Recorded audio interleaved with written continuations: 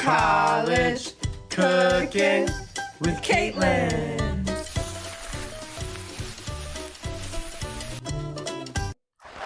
Hello, everybody, and welcome back to College Cooking with Caitlin.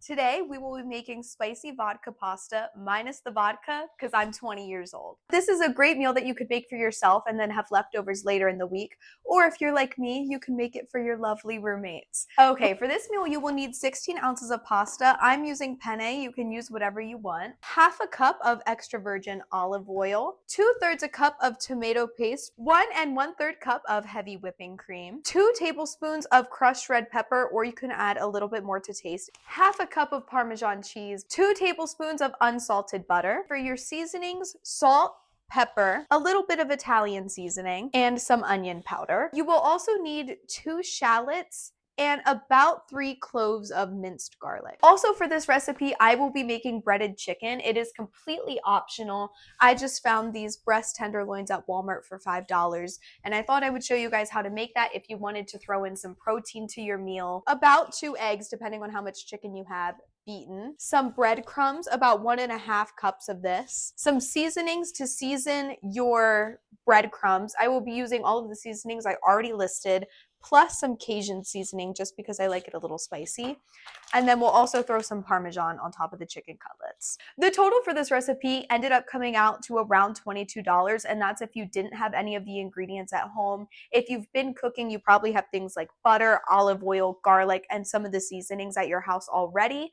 If you were to include the chicken in this recipe, the total came out to around $34. We're going to start by boiling our water just so that this can get heated up while we are working on the chicken. Woo! While the water is boiling, we are going to get started on the chicken cutlets so that they can cook while we're making the sauce. Okay, so for the chicken, you're going to want to start with some Italian-style breadcrumbs. Pour them out on a plate. I have quite a few pieces of chicken, so I'm going to throw in a little bit more. Now that you're stepping in breadcrumbs because you're uncoordinated and threw them off the plate, you're going to want to season the actual breadcrumbs that you're using in the recipe. Then a little bit of salt, some pepper, some onion powder. If you have garlic powder, you can add that as well, but ours unfortunately was a casualty in a fire, and we haven't replaced it yet. Some Italian seasoning. I haven't eaten all day!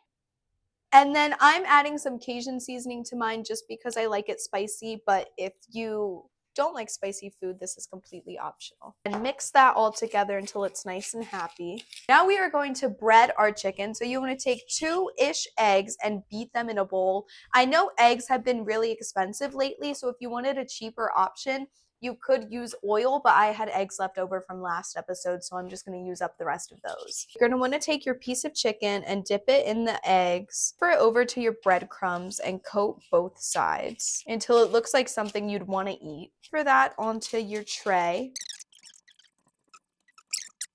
Now that your chicken is all breaded, I'm going to throw some Parmesan on top.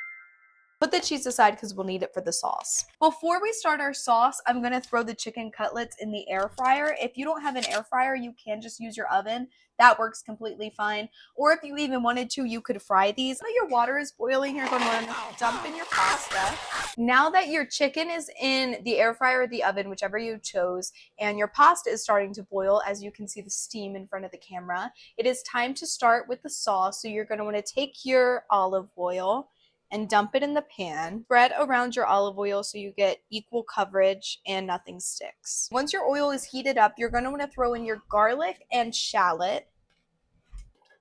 And let this cook down for a little bit. Once your shallots and garlic are mostly cooked, you're going to want to throw in the tomato paste. Once your tomato paste is added, you're going to want to let it simmer for a little bit. I feel like I see a lot of people online just immediately add in the vodka if that's where you're using, or the heavy whipping cream.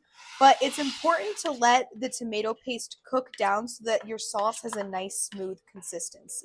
While your tomato paste is cooking, you can also throw in some seasonings. I'm going to use some Italian seasoning, some pepper, a little bit of salt, and then, of course, some crushed red pepper flakes, as this is spicy pasta. Okay, we had a minor accident. Add the heavy whipping cream. But once your tomato paste is cooked down, this would be the part of the recipe where you added vodka if you were using it. Like I said earlier, I'm 20. I obviously don't have any vodka, so I'm just going to skip that step and go straight to heavy cream. If you also do not have vodka, that's completely fine. It doesn't really take anything away from the recipe if you don't add it. But once your tomato paste is cooked down and it's like almost a sauce consistency, you are going to want to add your heavy cream. And again, this is 1 1/3 cup. And then just let all that mix together and get nice and happy. Once your sauce looks like this, you're going to want to add in that 2 tablespoons of butter and let that mix into the sauce.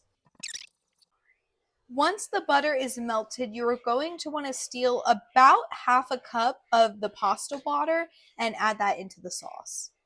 All right, mix in that pasta water. And once again, just mix in the sauce. Right now you are ready to mix in the cheese. Again, the recipe called for half a cup. Add it in slowly so that it can melt as you put it in the sauce. The last time I made this recipe, it was for my ex-boyfriend, and he said, don't add in too much cheese, it ruins the sauce. So we're gonna add extra cheese today because the sauce came out perfect, and I broke up with him for a reason. Okay, now that your bare minimum half a cup of Parmesan cheese has been added, I'm gonna throw in some extra seasonings just because mine is tasting a little bit bland. So we're gonna go back in with some more Italian seasoning. Perfect. A tiny bit of salt, some pepper, and of course, red pepper flakes. Once your sauce looks something like this, you are all good to add your pasta. Lifting up this Dutch oven is the only arm workout I've ever gotten in my entire life. All right, and then just mix your sauce in to your noodles. Once your sauce has coated all of your noodles, you are ready to plate and serve. And then to serve this meal, I just have some pasta on a plate. Then I'm going to take some chicken cutlets. These aren't chicken cutlets. Chicken tenderloins. Throw that on the side. Some extra cheese on top. And there you have it, your spicy vodka pasta, no vodka in my case, with some breaded chicken on the side. Okay. I hope you guys enjoyed this week's episode of College Cooking with Caitlin.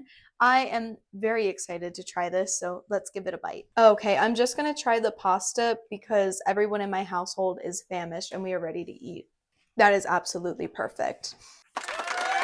I hope you guys enjoyed this week's episode of College Cooking with Caitlin. And if you cooked along with me today, I hope you enjoyed it. This is one of my favorite meals. I feel like it's a classic comfort meal for a lot of college students, which is why I chose it for this series.